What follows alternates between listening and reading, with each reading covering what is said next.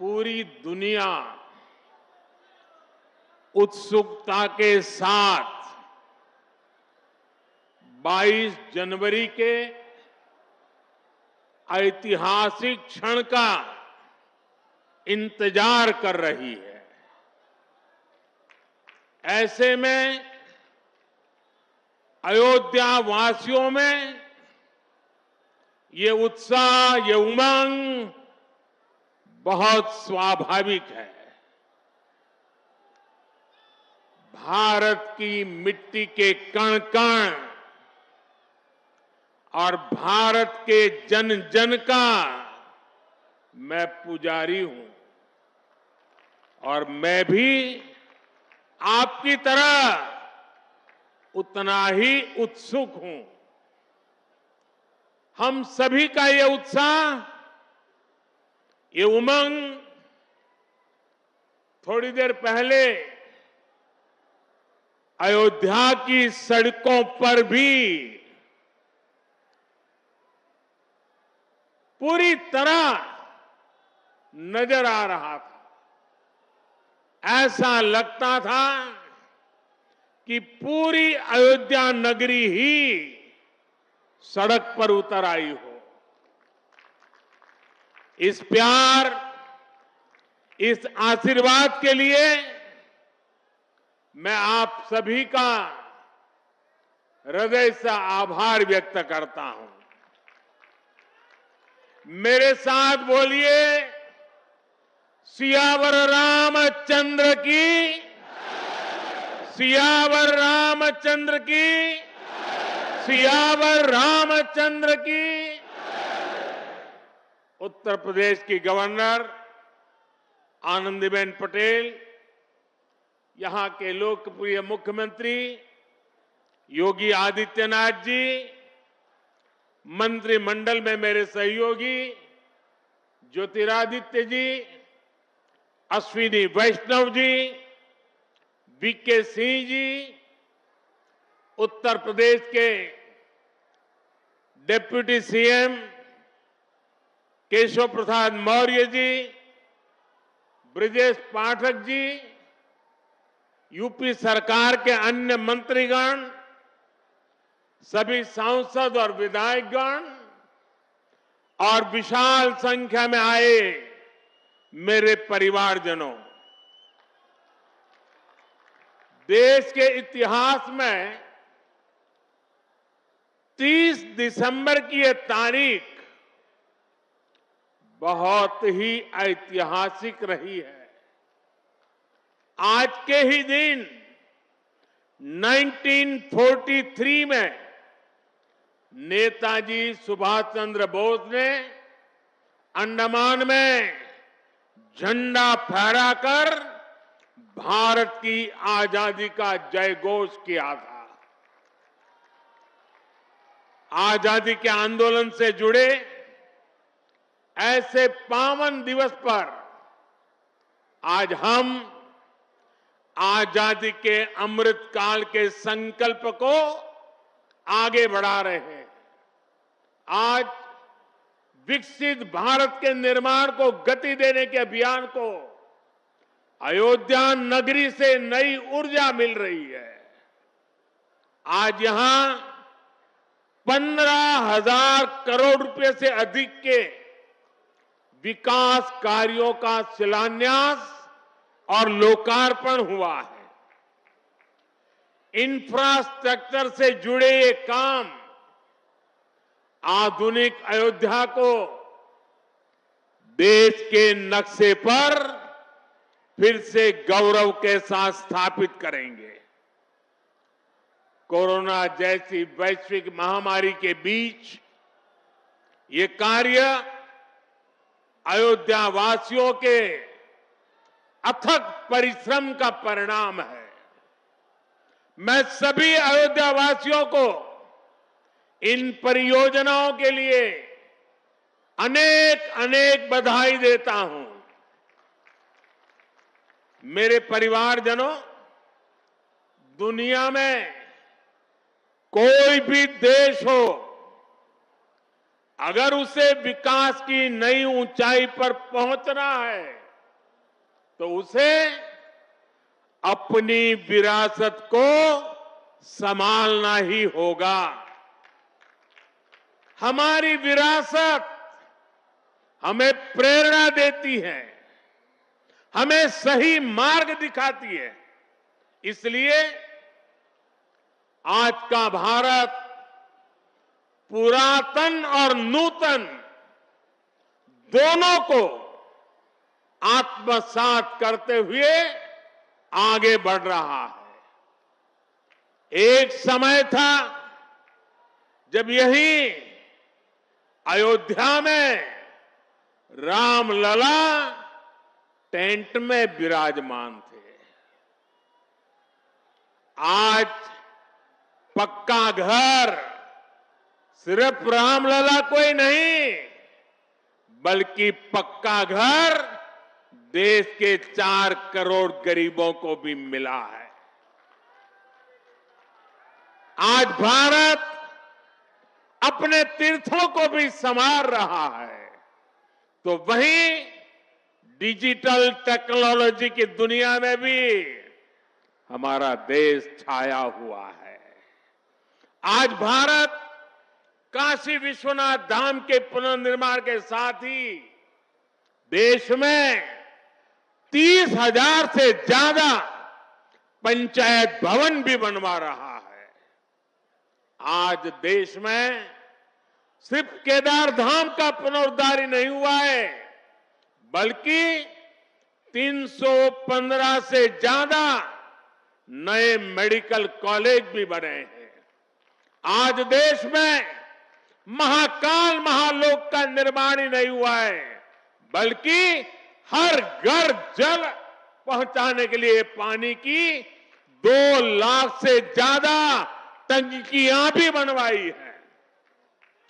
हम चांद, सूरज और समुद्र की गहराइयों की भी नाप रहे हैं, तो अपनी पौराणिक मूर्तियों को भी रिकॉर्ड संख्या में भारत वापस ला रहे हैं। आज के भारत का मिजाज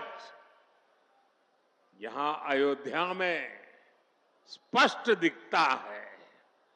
आज यहां प्रगति का उत्सव है, तो कुछ दिन बाद यहां परंपरा का उत्सव भी होगा। आज यहां विकास की भव्यता दिख रही है, तो कुछ दिनों बाद यहां विरासत की भव्यता और दिव्यता दिखने वाली है। यही तो भारत है। विकास और विरासत की यही साझा ताकत भारत को 21वीं सदी में सबसे आगे ले जाएगी। मेरे परिवारजनों, प्राचीन काल में अयोध्या नगरी कैसी थी, इसका वर्णन खुद महर्षि वाल्मीकि जी ने विस्तार से किया है। उन्होंने लिखा है, कोसलो नाम मुदितः स्फीतो जनपदो महान निविष्ट सरयू तीरे प्रभुत धन धान्यवान। अर्थात वाल्मीकि जी बताते हैं कि महान अयोध्यापुरी धन धान्य से परिपूर्ण थी, समृद्धि के शिखर पर थी और आनंद से भरी हुई थी। यानी अयोध्या में विज्ञान और वैराग्य तो था ही, उसका वैभव भी शिखर पर था। अयोध्या नगरी की उसी पुरातन पहचान को हमें आधुनिकता से जोड़कर वापस लाना है। साथियों, आने वाले समय में अयोध्या नगरी अवध क्षेत्र ही नहीं, बल्कि पूरे यूपी के विकास को ये हमारी अयोध्या दिशा देने वाली है। अयोध्या में श्री राम का भव्य मंदिर बनने के बाद यहां आने वाले लोगों की संख्या में बहुत बड़ी वृद्धि होगी। इसे ध्यान में रखते हुए हमारी सरकार अयोध्या में हजारों करोड़ रुपयों के विकास कार्य करा रही है। अयोध्या को स्मार्ट बना रही है। आज अयोध्या में सड़कों का चौड़ीकरण हो रहा है, नए फुटपाथ बन रहे हैं, आज अयोध्या में नए फ्लाईओवर बन रहे हैं, नए पुल बन रहे हैं। अयोध्या को आसपास के जिलों से जोड़ने के लिए भी यातायात के साधनों को सुधारा जा रहा है। साथियों, आज मुझे अयोध्या धाम एयरपोर्ट और अयोध्या धाम रेलवे स्टेशन का लोकार्पण करने का सौभाग्य मिला है। मुझे खुशी है कि अयोध्या एयरपोर्ट का नाम महर्षि वाल्मीकि के नाम पर रखा गया है। महर्षि वाल्मीकि ने हमें रामायण के माध्यम से प्रभु श्री राम के कृतित्व से परिचित करवाया। महर्षि वाल्मीकि के लिए प्रभु श्री राम ने कहा था, तुम त्रिकालदर्शी मुनिनाथा, तुम त्रिकालदर्शी मुनिनाथा, विश्व बदर जिमी तुमरे हाथा। अर्थात हे मुनिनाथ, आप त्रिकालदर्शी हैं। संपूर्ण विश्व आपके लिए हथेली पर रखे हुए बेर के समान है। ऐसे त्रिकालदर्शी महर्षि वाल्मीकि जी के नाम पर अयोध्या धाम एयरपोर्ट का नाम इस एयरपोर्ट में आने वाले हर यात्री को धन्य करेगा। महर्षि वाल्मीकि द्वारा रचित रामायण वो ज्ञान मार्ग है जो हमें प्रभु श्री राम से जोड़ती है। आधुनिक भारत में महर्षि वाल्मीकि इंटरनेशनल एयरपोर्ट अयोध्या धाम हमें दिव्य भव्य नव्य राम मंदिर से जोड़ेगा। जो ये नया एयरपोर्ट बना है उसकी क्षमता हर साल 10 लाख यात्रियों को सेवा करने की क्षमता है। जब इस एयरपोर्ट के दूसरे चरण का काम भी पूरा हो जाएगा तो महर्षि वाल्मीकि इंटरनेशनल एयरपोर्ट पर हर साल 60 लाख यात्री आ जा सकेंगे। अभी अयोध्या धाम रेलवे स्टेशन पर हर रोज 10-15 हजार लोगों को उनकी सेवा करने की क्षमता है। स्टेशन का पूरा विकास होने के बाद अयोध्या धाम रेलवे स्टेशन पर हर रोज 60,000 लोग आ जा सकेंगे। साथियों, एयरपोर्ट, रेलवे स्टेशनों के अलावा आज यहां अनेक पथों का, मार्गों का भी लोकार्पण हुआ है। राम पथ, भक्ति पथ, धर्म पथ और श्री राम जन्मभूमि पथ से आवाजाही और सुगम होगी। अयोध्या में आज ही कार पार्किंग स्थलों का लोकार्पण किया गया है। नए मेडिकल कॉलेज से यहां आरोग्य की सुविधाओं को और विस्तार मिलेगा। सरयू जी की निर्मलता बनी रहे, इसके लिए भी डबल इंजन सरकार पूरी तरह समर्पित है। सरयू जी में गिरने वाले दूषित पानी को रोकने के लिए भी काम शुरू हुआ है। राम की पैड़ी को एक नया स्वरूप दिया गया है। सरयू के किनारे नए नए घाटों का विकास हो रहा है। यहां के सभी प्राचीन कुंडों का पुनरुद्धार भी किया जा रहा है। लता मंगेशकर चौक हो या राम कथा स्थल, ये अयोध्या की पहचान बढ़ा रहे हैं। अयोध्या में बनने जा रही नई टाउनशिप यहां के लोगों का जीवन और आसान बनाएगी। विकास के इन कार्यों से अयोध्या में रोजगार और स्वरोजगार के नए अवसर भी बनेंगे। इससे यहां के टैक्सी वाले, रिक्शा वाले, होटल वाले, ढाबे वाले, प्रसाद वाले, फूल बेचने वाले, पूजा का सामग्री बेचने वाले, हमारे छोटे मोटे दुकानदार भाई, सभी की आय बढ़ेगी। मेरे परिवारजनों, आज यहां आधुनिक रेलवे के निर्माण की तरफ एक और बड़ा कदम देश ने उठाया है। इस नई ट्रेन सीरीज का नाम अमृत भारत ट्रेन रखा गया है। वंदे भारत, नमो भारत और अमृत भारत ट्रेनों की ये त्रिशक्ति भारतीय रेलवे का कायाकल्प करने जा रही है। इससे बड़ी खुशी की बात क्या हो सकती है कि पहली अमृत भारत ट्रेन अयोध्या से गुजर रही है। Delhi Darbhanga Amrit Bharat express train Delhi, UP, Bihar के लोगों की यात्रा को आधुनिक बनाएगी। इससे बिहार के लोगों के लिए भव्य राम मंदिर में विराजने जा रहे रामलला के दर्शन को और सुगम बनाएगी।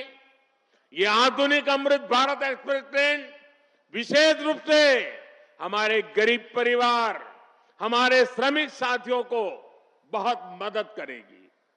श्री रामचरित मानस में गोस्वामी तुलसीदास जी ने कहा है, परहित सरिस धर्म नहीं भाई, पर पीड़ा सम नहीं अदमाई। अर्थात दूसरों की सेवा करने से बड़ा और कोई धर्म, कोई और कर्तव्य नहीं है। आधुनिक अमृत भारत ट्रेनें गरीब की सेवा इसी भावना से ही शुरू की गई है। जो लोग अपने काम के कारण अक्सर लंबी दूरी का सफर करते हैं, जिनकी उतनी आमदनी नहीं है, वे भी आधुनिक सुविधाओं और आरामदायक सफर के हकदार हैं। गरीब के जीवन की भी गरिमा है। इसी ध्येय के साथ इन ट्रेनों को डिजाइन किया गया है। आज ही पश्चिम बंगाल और कर्नाटका के साथियों को भी उनके राज्य की पहली अमृत भारत एक्सप्रेस ट्रेन मिली है। मैं इन राज्यों को भी अमृत भारत ट्रेनों की बधाई दूंगा। मेरे परिवारजनों, विकास और विरासत को जोड़ने में वंदे भारत एक्सप्रेस बहुत बड़ी भूमिका निभा रही है। देश की पहली वंदे भारत एक्सप्रेस ट्रेन काशी के लिए चली थी। आज देश के 34 रूट पर वंदे भारत एक्सप्रेस ट्रेनें चल रही है। काशी, वैष्णो देवी के लिए कटरा, उज्जैन, पुष्कर, तिरुपति, शिरडी, अमृतसर, मदुरई, आस्था के ऐसे हर बड़े केंद्रों को वंदे भारत जोड़ रही है। इसी कड़ी में आज अयोध्या को भी वंदे भारत ट्रेन का उपहार मिला है। आज अयोध्या धाम जंक्शन, आनंद विहार वंदे भारत शुरू की गई है। इसके अलावा आज कटरा से दिल्ली, अमृतसर से दिल्ली, कोयम्बटूर बेंगलुरु, मंगलुरु मडगांव, जालना मुंबई, इन शहरों के बीच भी वंदे भारत की नई सेवाएं शुरू हुई है। वंदे भारत में गति भी है, वंदे भारत में आधुनिकता भी है और वंदे भारत में आत्मनिर्भर भारत का गर्व भी है। बहुत ही कम समय में वंदे भारत से 1.5 करोड़ से अधिक यात्री सफर कर चुके हैं। विशेष तौर पर युवा पीढ़ी को ये ट्रेन बहुत पसंद आ रही है। साथियों, हमारे देश में प्राचीन काल से ही तीर्थ यात्राओं का अपना महत्व रहा है, अपना गौरवशाली इतिहास रहा है। बद्री विशाल से सेतुबंध रामेश्वरम की यात्रा, गंगोत्री से गंगा सागर की यात्रा, द्वारकाधीश से जगन्नाथपुरी की यात्रा, द्वादश ज्योतिर्लिंग की यात्रा, 4 धामों की यात्रा, कैलाश मानसरोवर यात्रा, कांवड़ यात्रा, शक्ति पीठों की यात्रा, पंढरपुर यात्रा, आज भी भारत के कोने कोने में कोई न कोई यात्रा निकलती रहती है। लोग आस्था के साथ उनसे जुड़ते रहते हैं। तमिलनाडु में भी कई यात्राएं प्रसिद्ध हैं। शिवस्थल पाद यात्रिरई, मुरुगनंकु कावड़ी यात्रिरई, वैष्णव तिरुपति यात्रिरई, अस्मन तिरुत्तल यात्रिरई, केरला में सबरीमाला यात्रा हो, आंध्र तेलंगाना में मेदाराम में समक्का और सरक्का की यात्रा हो, नागोबा यात्रा, इनमें लाखों की संख्या में श्रद्धालु जुड़ते हैं। यहां बहुत कम लोगों को पता होगा कि केरला में भगवान राम और उनके भाइयों भरत, लक्ष्मण और शत्रुघ्न के धाम की भी यात्रा होती है। ये यात्रा नालंबम यात्रा के नाम से जानी जाती है। इसके अलावा देश में कितनी ही परिक्रमाएं भी जारी रही है। गोवर्धन परिक्रमा, पंचकोशी परिक्रमा, 84 कोसी परिक्रमा, ऐसी यात्राओं और परिक्रमाओं से हर भक्त का ईश्वर के प्रति जुड़ाव और मजबूत होता है। बौद्ध धर्म में भगवान बुद्ध से जुड़े स्थलों गया, लुम्बिनी, कपिलवस्तु, सारनाथ, कुशीनगर की यात्राएं होती हैं। राजगीर बिहार में बुद्ध अनुयायियों की परिक्रमा होती है।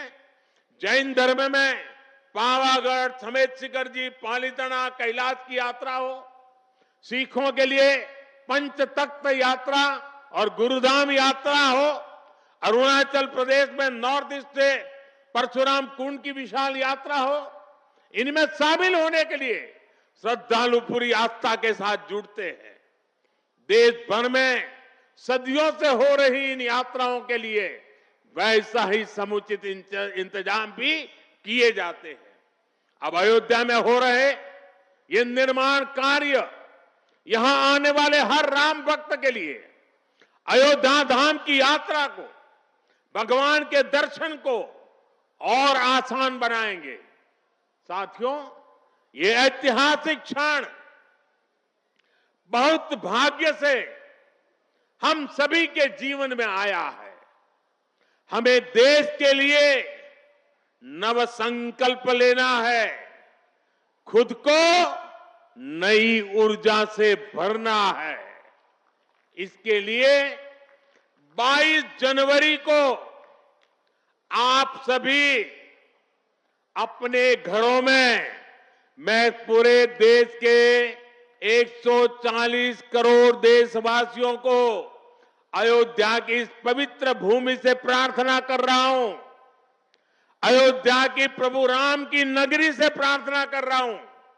मैं 140 करोड़ देशवासियों को हाथ जोड़ करके प्रार्थना कर रहा हूं कि आप 22 जनवरी को जब अयोध्या में प्रभु राम विराजमान हो, अपने घरों में भी श्री राम ज्योति जलाएं, दीपावली मनाएं।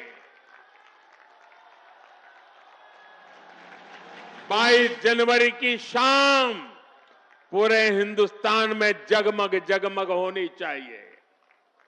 लेकिन साथ ही मेरे सभी देशवासियों से एक करबद्ध प्रार्थना और भी है। हर किसी की इच्छा है कि 22 जनवरी को होने वाले आयोजन का साक्षी बनने के लिए वो स्वयं अयोध्या आए।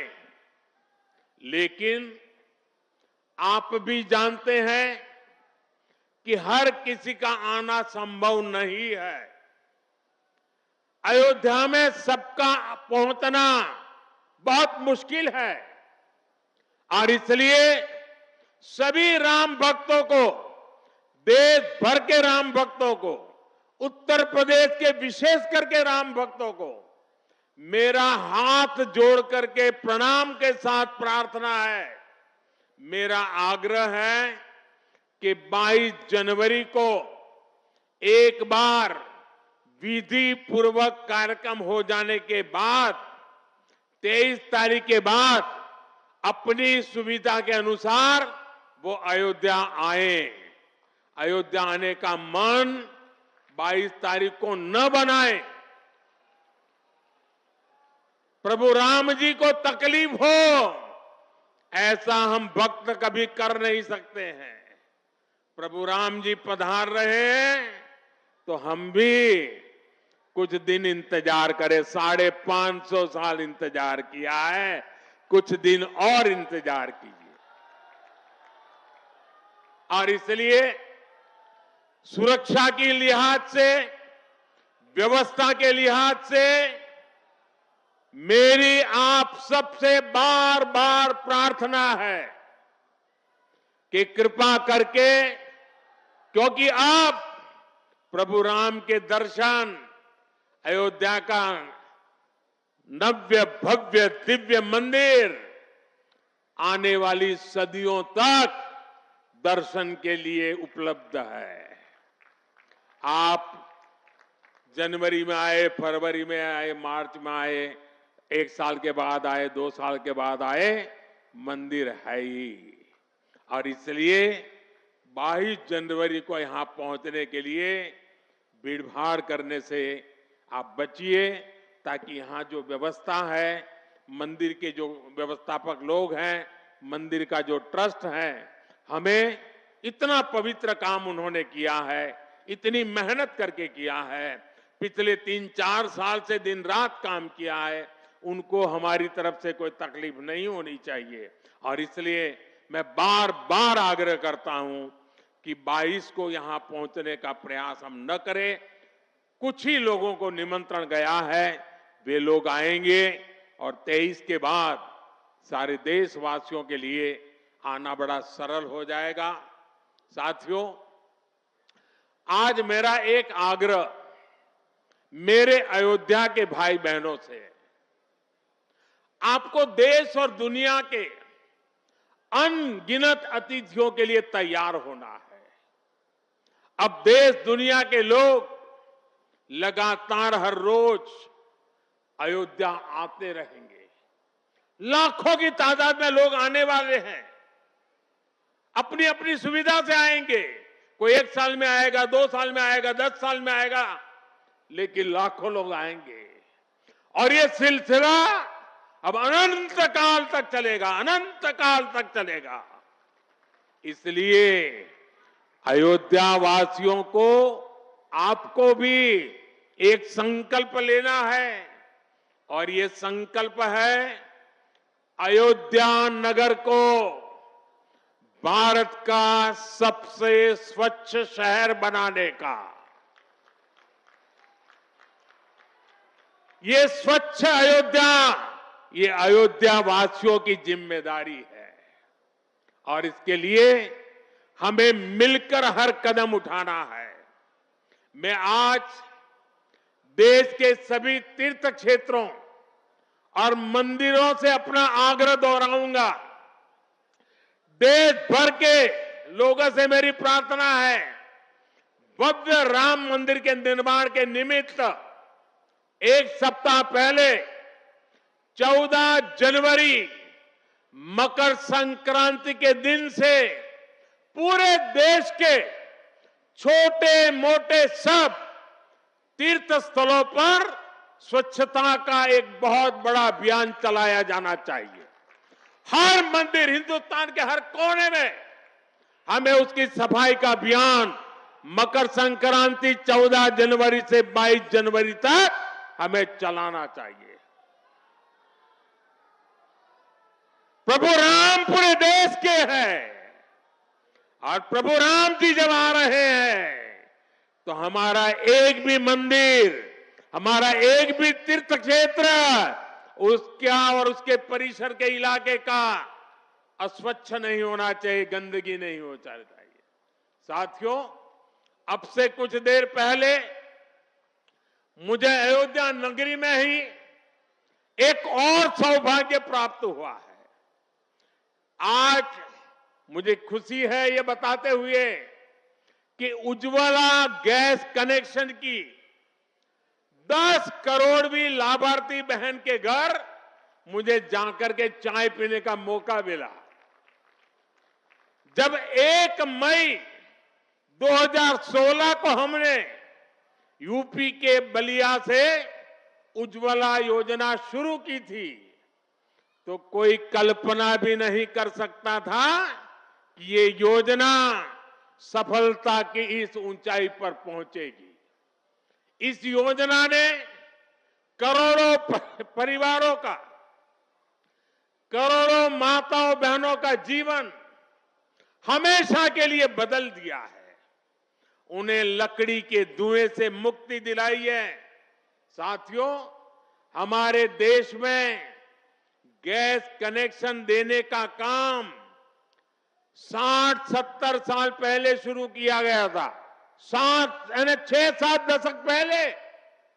लेकिन 2014 तक हालत ये थी कि 50-55 साल में सिर्फ 14 करोड़ गैस कनेक्शन ही दिए जा चुके थे, यानी 5 दशक में 14 करोड़, जबकि हमारी सरकार ने 1 दशक में 18 करोड़ नए गैस कनेक्शन दिए हैं।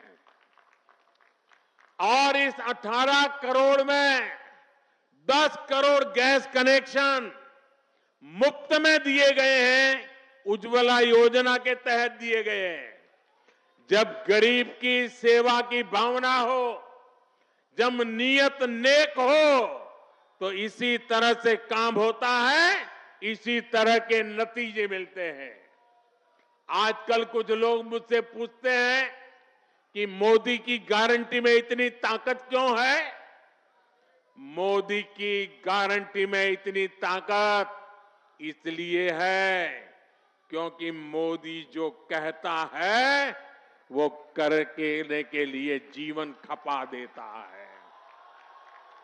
मोदी की गारंटी पर आज देश को इसलिए भरोसा है क्योंकि मोदी जो गारंटी देता है उसे पूरा करने के लिए दिन रात एक कर देता है।